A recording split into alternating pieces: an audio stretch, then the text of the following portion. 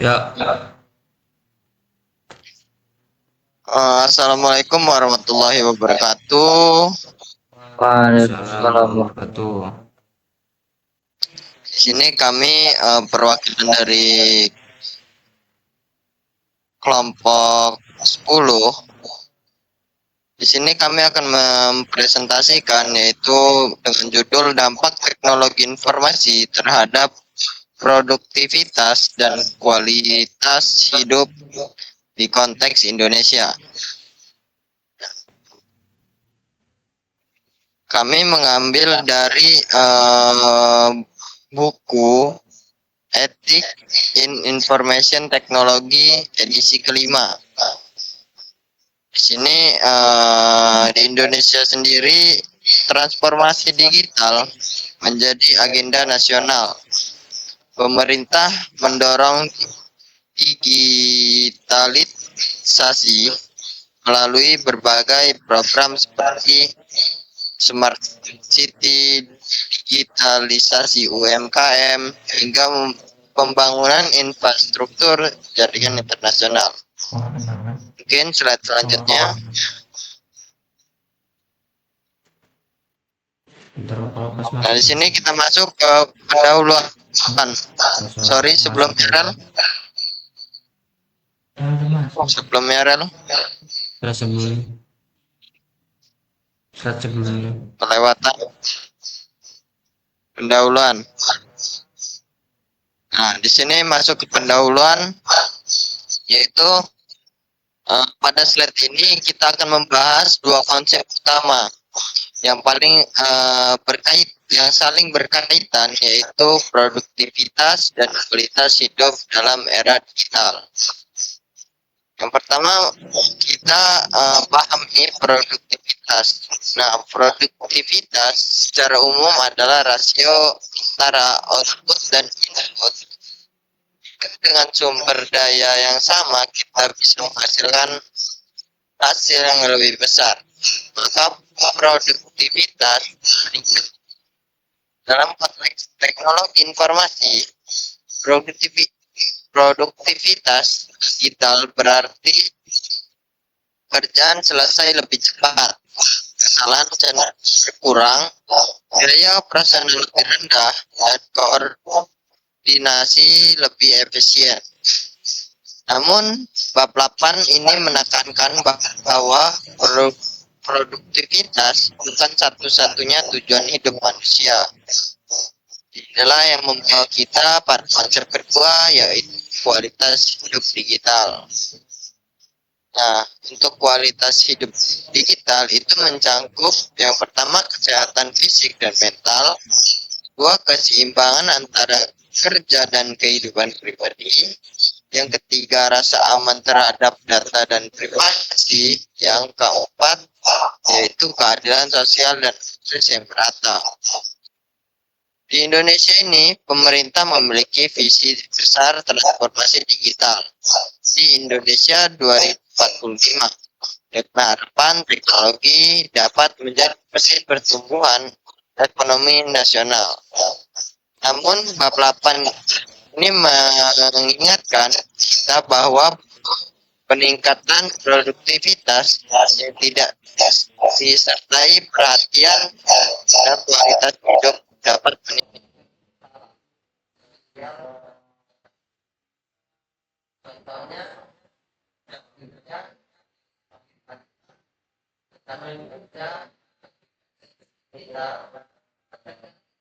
Teknologi dan meningkatkan kualitas digital. Slide selanjutnya. Nah, di sini masuk ke teknologi informasi dan produktivitas. Nah, di sini menjelaskan bahwa teknologi informasi memiliki potensi besar untuk meningkatkan produktivitas melalui berbagai cara. Nah, di sini ada beberapa teknologi utama yang berkontribusi, antara lain yaitu internet berkecepatan tinggi, cloud computing, sistem otomasi, dan digitalisasi proses kerja.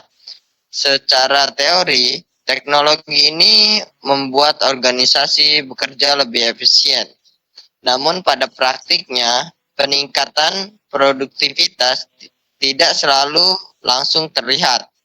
Fenomena ini dikenal sebagai productivity paradox.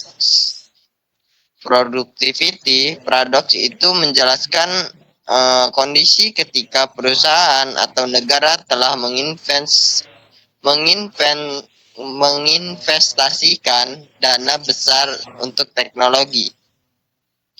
Tetapi data produktivitas tidak menunjukkan peningkatan signifikan dalam jangka pendek.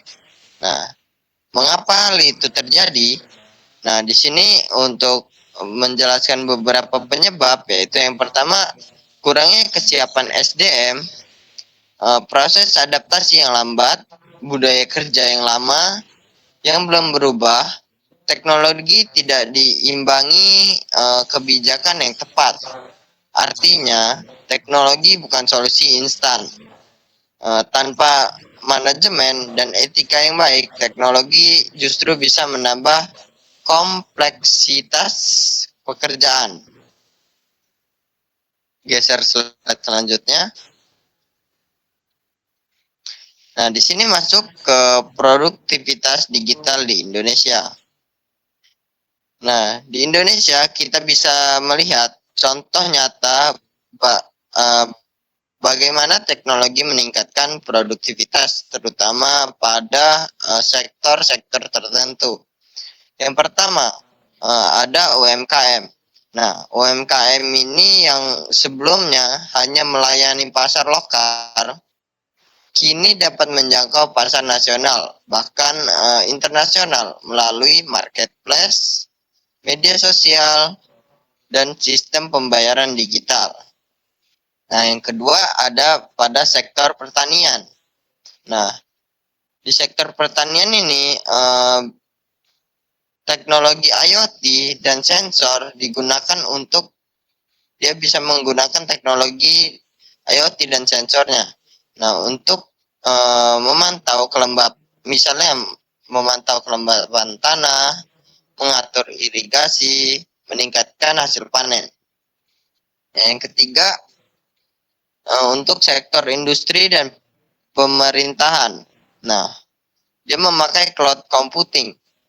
Mulai banyak digunakan termasuk layanan cloud lokal seperti Telkom Cloud, Dewa Web, ID Cloud Host. Nah, disinilah peran mahasiswa dan lulusan teknologi rekayasa internet atau bisa disingkat TRI itu menjadi sangat penting. Kita tidak hanya membangun jaringan, tetapi juga bisa menjaga keamanan data, memastikan sistem andal, dan menjamin keberlanjutan teknologi. Geser selanjutnya. Nah, di sini masuk ke telework atau kerja jarak jauh. Ya, telework ini atau kerja jarak jauh adalah salah satu dampak paling nyata dari pengembangan teknologi informasi. Telework itu memungkinkan seseorang bekerja dari mana saja tanpa harus hadir secara fisik di kantor.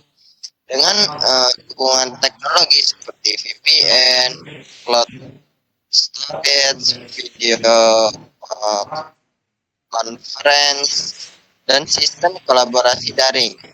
Nah, bab 8 ini juga menekankan bahwa telework bukan sekedar solusi teknis, tapi juga perubahan besar dalam budaya kerja.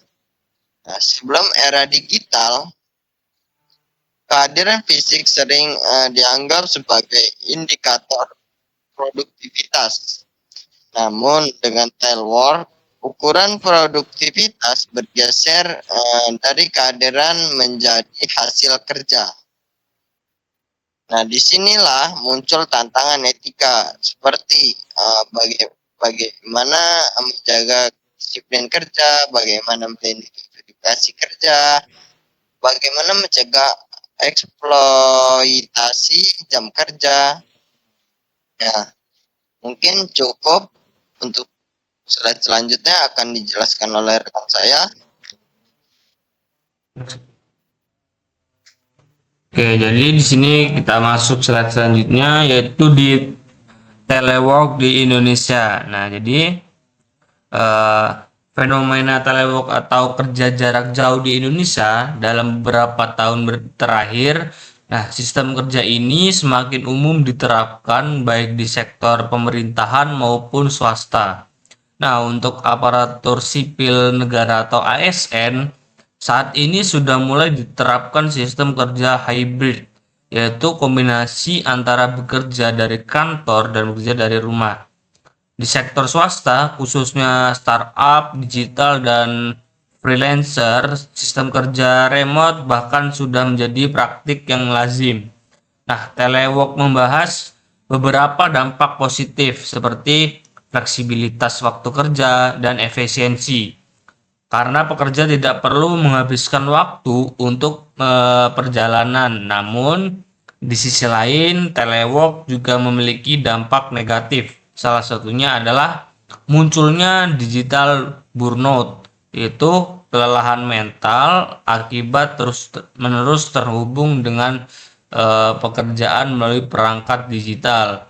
Nah, selain itu, batas antara kehidupan kerja dan kehidupan pribadi menjadi kabur, sehingga pekerja sulit benar-benar beristirahat. Next. Nah, selanjutnya yaitu kesenjangan digital atau digital divide. Nah, pada slide ini menjelaskan tentang kesenjangan digital, yaitu kondisi di mana tidak semua kelompok atau masyarakat memiliki akses dan kemampuan yang sama terhadap teknologi digital. Nah, kesenjangan ini terlihat jelas dari perbedaan akses internet antara wilayah desa dan kota. Itu akses internet itu lumayan berbeda ya. Dari desa yang biasanya susah sinyal atau susah internet, kalau di kota tuh banyak sekali akses internet. Nah, faktor penyebab kesenjangan digital ini tidak hanya soal infrastruktur, tetapi juga berkaitan dengan kondisi ekonomi, letak geografis, dan tingkat pendidikan masyarakat. Nah, akibatnya teknologi yang seharusnya menjadi alat pemerataan justru bisa memperlebar ketimpangan. Oleh karena itu, digital divide tidak hanya menjadi isu teknis, tetapi juga isu keadilan sosial karena berpengaruh langsung terhadap akses pendidikan, pekerjaan, dan layanan publik. Oke, next. Nah, selanjutnya digital divide di Indonesia. Pada slide ini kita fokus pada kondisi digital divide di Indonesia. Masih banyak wilayah khususnya desa 3T atau daerah tertinggal, terdepan, dan terluar yang belum memiliki akses internet yang stabil. Hal ini tentu menghambat pemanfaatan teknologi digital secara merata. Untuk mengatasi masalah ini, pemerintah menjalankan berbagai program seperti pembangunan infrastruktur Palaparing, peluncuran satelit Satria 1, serta pengembangan konsep desa digital. Nah, selain itu, peran insinyur dan tenaga profesional di bidang teknologi informasi sangat penting dalam memastikan pemerataan jaringan dan kualitas layanan. Nah, upaya-upaya ini menunjukkan bahwa penyelesaian kesenjangan digital memerlukan kolaborasi antara pemerintah, industri, dan tenaga ahli. Next. Nah, selanjutnya di teknologi kesehatan digital. Nah, di sini pada slide ini kita membahas tentang teknologi kesehatan digital, khususnya di e-health dan telemedicine. Nah, teknologi memungkinkan layanan kesehatan diberikan melalui platform digital tanpa harus selalu bertatap muka secara langsung. Nah, manfaat utama dari teknologi ini adalah meningkatkannya akses layanan kesehatan terutama bagi masyarakat di daerah terpencil. Nah, selain itu, e-health juga meningkatkan efisiensi biaya dan waktu baik bagi pasien maupun tenaga medis itu sendiri. Dengan menggunakan teknologi ini, proses konsultasi, pemantauan kesehatan, hingga administrasi dapat dilakukan dengan lebih cepat dan praktis. Next. Nah, selanjutnya di e-health di Indonesia.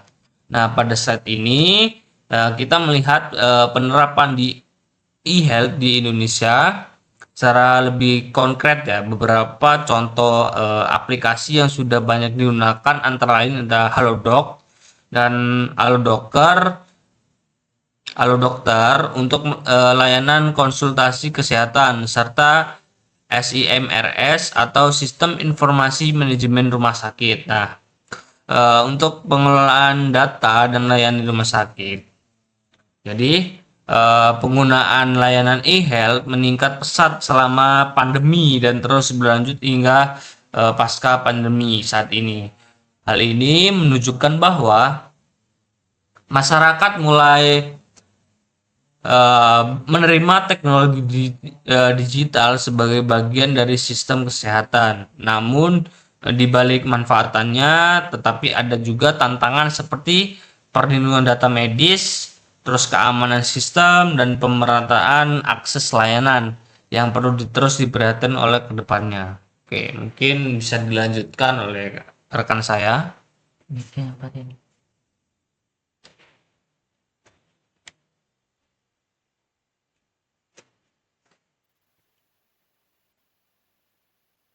Baik, dan melanjutkan yaitu isu etika dan privasi data. Nah, di sini yaitu adalah tentang adanya isu-isu pelanggaran dalam etika privasi data di sini, yaitu data kesehatan itu kerap terkadang ada kebocoran data. data Padahal kesehatan data itu kesehatan merupakan informasi yang sangat sensitif. Sehingga pengelola itu harus benar-benar tanggung jawab dan benar-benar harus memiliki moral yang besar, terutama pada profesi yaitu TI, teknologi informasi. Nah, pada slide kali ini yaitu saya menekankan bahwa etika harus menjadi dasar utama dalam pengelolaan teknologi agar setiap inovasi yang diciptakan itu tetap mengedepankan perlindungan terhadap hak-hak individu. Seperti ada kasusnya kebocoran data yang marak telah terjadi, itu membuktikan bahwa keamanan sistem itu adalah tanggung jawab yang krusial yang harus dipikul oleh praktisi teknologi informatika, terutama di Indonesia. Hal ini telah diatur secara hukum dalam Undang-Undang Perlindungan Data Pribadi Nomor 27 Tahun 2022. Di mana undang-undang ini itu untuk memastikan bahwa setiap pengelolaan data itu dilakukan sesuai hukum dan juga moral. Nah, pada saat kali ini yaitu slide studi kasus lokal, yaitu terdapat contoh kasus yang sudah disampaikan oleh teman-teman saya, yaitu kasus telework dan kesejahteraan karyawan, kesenjangan internet di 3T, dan kebocoran data nasional. Nah, melalui kasus ini kita dapat memahami bahwa teknologi selalu memiliki dua sisi yang berdampak langsung pada masyarakat. Nah, contohnya itu penerapan telework itu berpengaruh pada kesejahteraan masyarakat karyawan. Nah, sementara kesenjangan internet di wilayah 3T seperti di wilayah Papua itu menunjukkan bahwa manfaat teknologi belum dirasakan secara merata di seluruh Indonesia. Nah, selain itu pula, selain masalah akses, banyaknya insiden kebocoran data yang terjadi, itu juga menjadi pengingat kita untuk pentingnya mengamankan keamanan siber yang tangguh. Saya tadi ini memberikan pelajaran berharga bahwa tanpa pengawasan yang tepat, teknologi informasi dapat menimbulkan tantangan serius bagi privasi dan keadilan sosial di tingkat nasional. Nah, di sini kita masuk ke dalam refleksi etis. Yaitu dalam slide ini kami mengajak semua penonton untuk berpikir kritis mengenai apakah perkembangan teknologi informasi benar-benar telah meningkatkan kesejahteraan manusia secara menyeluruh. Tanpa adanya landasan etika yang kuat, teknologi berisiko berubah menjadi alat eksploitasi yang justru menurunkan kualitas hidup manusia dibandingkan meningkatkannya. Oleh karena itu, kita perlu juga merenungkan kembali tujuan utama dari inovasi digital agar tidak hanya mengejar produktivitas semata, namun tapi juga harus menjaga keseimbangan hidup. Refleksi etis ini sangat penting bagi kita sebagai pengguna atau pengembang teknologi untuk memastikan bahwa kemajuan digital, terutama digital semua gak ada terutama tapi semua digital dari untuk karyawan maupun kesehatan itu harus tetap berjalan selaras sesuai dengan nilai-nilai kemanusiaan yang telah ada pada undang-undang. Lalu pada slide selanjutnya yaitu saya ingin menyampaikan peran etika profesi TRI, yaitu sebagai calon profesional teknologi rekayasa internet, di mana itu kita memiliki kewajiban untuk menjunjung tinggi integritas dan tanggung jawab sosial dalam setiap pekerjaan. Hal ini mencakup komitmen untuk mewujudkan keadilan digital serta memastikan keamanan dan privasi data masyarakat tetap terlindungi di tengah jaringan yang semakin kompleks. Nah, kami juga menyampaikan bahwa peran lulusan TRI ini sangat strategis dalam membangun infrastruktur digital yang tidak hanya handal secara teknis, namun juga aman dan etis dengan memegang teguh etika profesi, dan kita berkontribusi dalam memastikan bahwa teknologi informasi itu dapat digunakan untuk kemaslahatan bersama tanpa mengorbankan hak-hak pengguna maupun pengembang. Nah, pada slide kali ini yaitu kesimpulan dan juga diskusi. Saya di sini ambil kesimpulan bahwa teknologi informasi dapat memberikan dampak positif bagi produktivitas dan kualitas hidup jika dikelola secara etis dan berorientasi pada kepentingan manusia. Transformasi digital di Indonesia ini memerlukan pengawasan yang cermat agar kemajuannya dapat dirasakan secara adil oleh seluruh lapisan masyarakat. Kami menutup presentasi ini dengan dua pertanyaan reflektif. yaitu apakah produktivitas digital saat ini sudah cukup adil bagi semua, dan apa peran nyata yang bisa kita berikan sebagai lulusan TRI. Baik,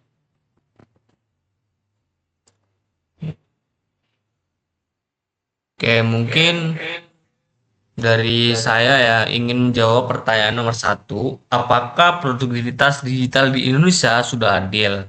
Nah, jadi produktivitas digital di Indonesia itu belum semuanya adil ya. Masih terdapat kesenjangan yang jelas antara wilayah perkotaan dan pedesaan, serta antara kelompok masyarakat dengan akses teknologi dan literasi digital yang berbeda. Terus daerah dengan infrastruktur internet, pendidikan, dan perangkat yang memadai cenderung lebih produktif secara digital. Sementara daerah yang tertinggal masih menghadapi keterbatasan akses dan keterampilan. Oleh karena itu, pemerataan akses dan peningkatan literasi menjadi syarat utama keadilan produktivitas digital tersebut. Oke, mungkin dari saya seperti itu sih.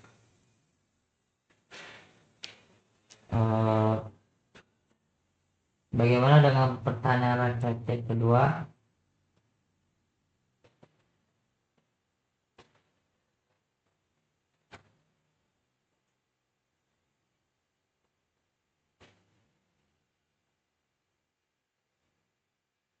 Oke, baik, saya akan menjawab pertanyaan kedua, itu apa peran atau kontribusi nyata lulusan TRI.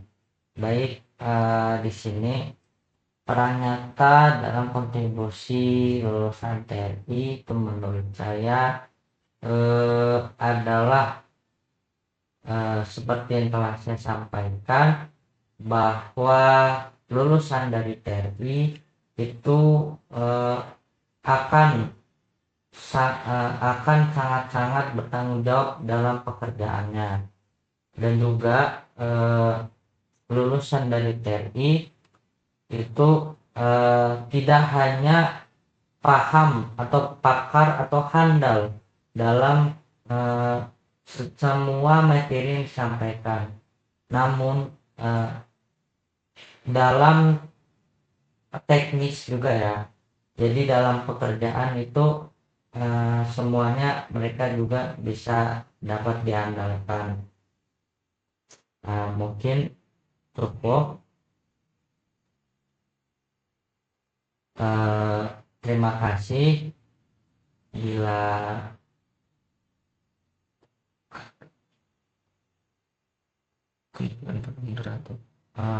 saya kembalikan untuk penutupan ke moderator.